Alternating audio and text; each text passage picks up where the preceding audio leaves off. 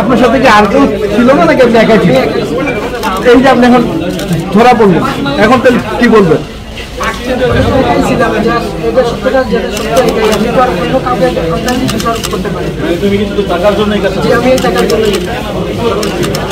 আমরা তাকে ধরার জন্য বিভিন্ন জায়গায় অভিযান চালাই। আমরা প্রথমে জানতে পারি সে আমাদের সেই তথ্য প্রযুক্তির মাধ্যমে যে সে চিটাগাঙে ছিল। আমরা চিটাগাং টিম পাঠাই, পরে দেখে আবার সে ঢাকায় টিম পাঠাই। আমরা একসাথে 3টা টিম পাঠিয়েছিলাম।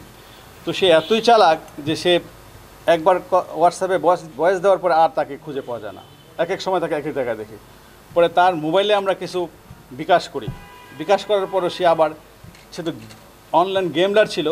সেই গেমলার তার একটা অ্যাকাউন্ট ছিল। সে কী করতো, ওই যে টাকাটা আমরা পাঠাতাম সে ওই অ্যাকাউন্টসে যোগ করে ফেলতো এবং অনলাইনে যে অটোমেটিক্যালি তার কাছ থেকে বিভিন্ন জায়গায় বিকাশের মাধ্যমে তার অ্যাকাউন্টসে টাকাটা আউট হতো।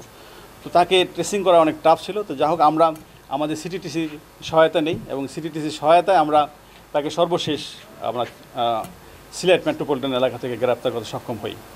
তো এই ছিল আমাদের আভিযানিক ফলাফল।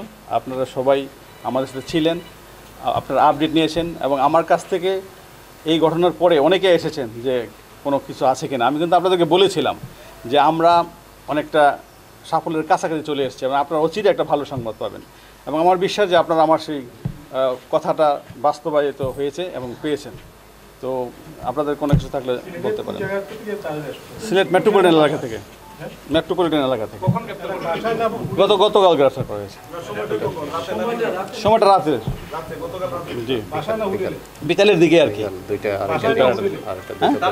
তাকে একটা হোটেল থেকে ধরা হয়েছে। তার গ্রামের বাড়ি হলো কুলাউড়াতে, মৌলভীবাজার কুলাউড়াতে পারে আর কি। আমরা আপনাকে প্রেস রিলিজ দিয়ে দিব, তার সমস্ত ডিটেলস এখানে আছে। হ্যাঁ ইয়েস, আরেকটি জিনিস আপনাদেরকে বলি, তার বিরুদ্ধে 2013 সালে রাজনগরে 2023 সালে একটি মামলা হয়েছে এবং ওই মামলা অ্যারেস্ট হয়েছিল, সেটাও প্রতারণার মামলা। এবং আরেকটি মামলা এই নবীগঞ্জে হয়েছে, তার বিরুদ্ধে 2টি মামলা আছে, 2টি প্রতারণার মামলা। অর্থাৎ সে কিন্তু প্রতারণা করেই তার জীবন চালিত করে।